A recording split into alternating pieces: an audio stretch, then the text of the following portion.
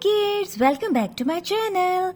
So kids, are you ready to read the story about the dinosaurs?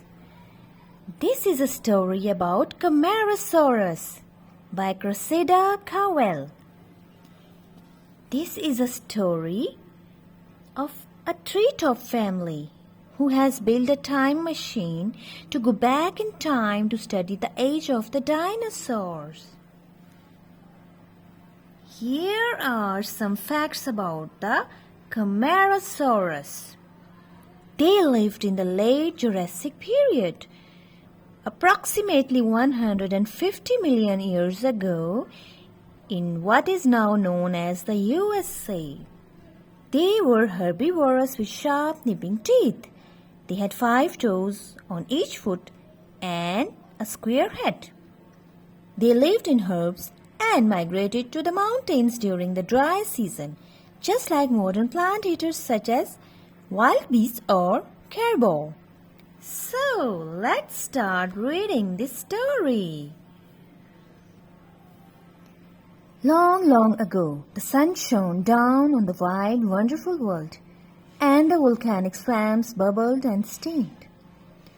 The TreeTop family, the first ever to invent a time machine, have traveled back to the land of the dinosaurs.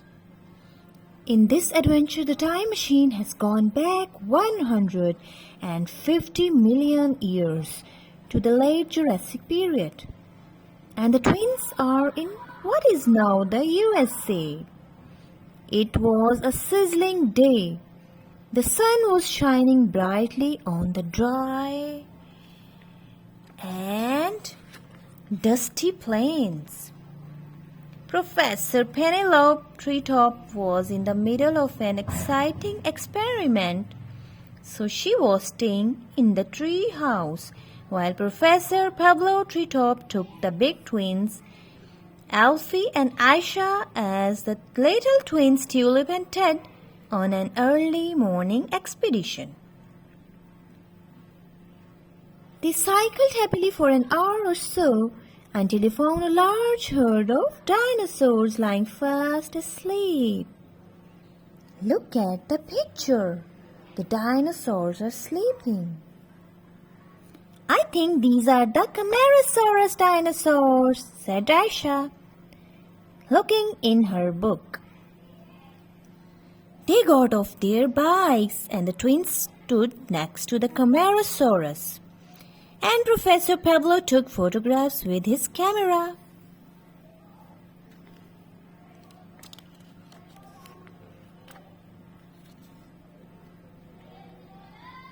How interesting, said Aisha. The Camarasaurus have 5 toes on each foot and square heads, and they are huge. Should we be getting this close? Said Ted. Don't worry, said Professor Pablo. Camarasaurus are plant eaters, and these ones are asleep. However, just as the professor spoke, the Camarasaurus woke up, slowly getting to their feet and stretching out their long necks and shaking themselves a little and beginning to move away. Get back on your bikes, everyone, said Professor Pablo. We don't want any of these dinosaurs to accidentally tread on us.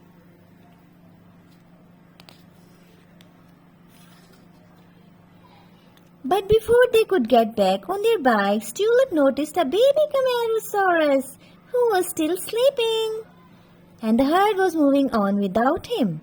Oh dear, said Tulip. I'm worried that this little baby Camarasaurus is going to get left behind. Whatever should they do?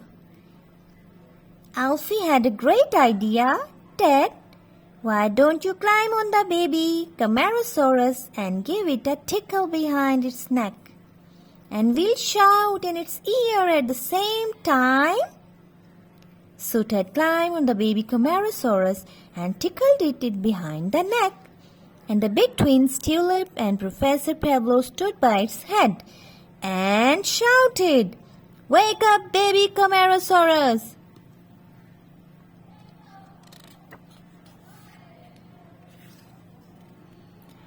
Slowly the baby Camarasaurus opened its eyes and got to its feet and began to move after the rest of the herd. Hooray! Shouted Alfie, and then, oh, said Professor Pablo. Dad, I think you need to get off. But Dad couldn't jump off while the Camarasaurus was moving. So the Camarasaurus wandered after the rest of the herd with Ted on its back. Oh dear! Professor Pablo, as they jumped on their bikes, Mommy isn't going to be pleased if we lose Ted. We would better follow them. The herd of Camarasaurus walked slowly over the plains towards the distant mountains.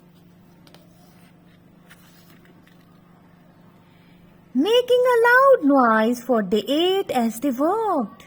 The bikes followed slowly after them. How interesting, said Professor Pablo. I think they were heading for the mountains. It looked like these Camarasaurus migrate in the dry season to find food and water, just like modern plant eaters such as wild beast and caribou. Just before the herd reached the mountains, Professor Pablo cycled in front of the baby Camarasaurus and stopped the bike. So the baby Camarasaurus had to stop too.